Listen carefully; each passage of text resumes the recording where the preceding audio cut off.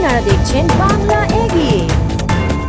প্রমোদ সৃষ্টি ডান্স একাডেমির যিনি প্রধান মানুষ, ইন্দ্রাণীকে আমার অনেক অনেক অভিনন্দন জানাই, কারণ ও এরকম অনেক কাজ করে এবং আমি এর আগে অনেকবার এসছি।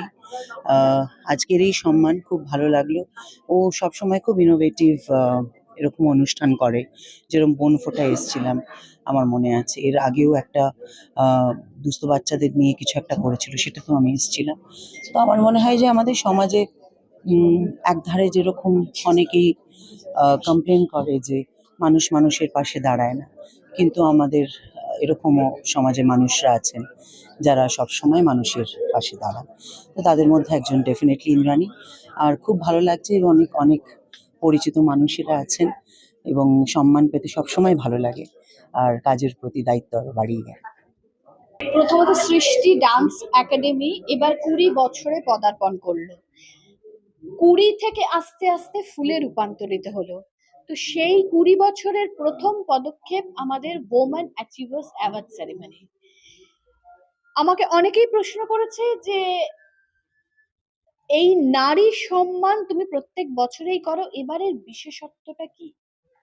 যেহেতু এবার 20 বছর, সেহেতু এই নারী সম্মানের বিশেষত্ব হচ্ছে সমাজে যে সমস্ত নারীরা নিজেদের লড়াই করে তাদের জায়গাটা করে নিয়েছে, সেই সমস্ত নারীদেরকে আমরা আজকে সম্মানিত করতে চলেছি।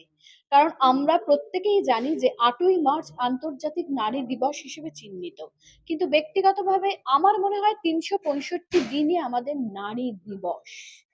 নারীদেরকে সেই সম্মানটা করা উচিত প্রত্যেক দিন। সকাল থেকে রাত পর্যন্ত যেমন আমরা বাইরে খাটি, তেমনি ঘরের মধ্যে এসেও আমাদের সমস্ত কাজকর্ম করতে হয়। তাই আমার কাছে আজকের দিনটা একটু অন্যরকম, কারণ এখানে আজকে যারা যারা সম্মান পেলেন তাদের মধ্যে সবার নামই আমি বলবো। ফার্স্ট ট্রান্সজেন্ডার লয়ার মেঘ সায়ন্তন ঘোষ, দুজন জার্নালিস্ট বৃন্দা এবং সুচরিতা, একজন টেলিগ্রাফ, একজন TV9। তারপরে পেলেন দেবযানী বসু কুমার, জেসা গুপ্তা। আমাদের এরকম অনেকজন নারী আজকে এই সম্মানটি পেয়েছে, কিন্তু সেরার সেরা নারী হিসেবে আমি কাউকে এখানে চিহ্নিত করিনি। আমি করেছি সেরার সেরা পুরুষ। খুব ভালো লাগছে, কারণ ইন্দ্রাণীজির প্রত্যেকটা উদ্যোগের মধ্যে একটা সামাজিক মেসেজ থাকে, কোথাও একটা সেলিব্রেশন থাকে।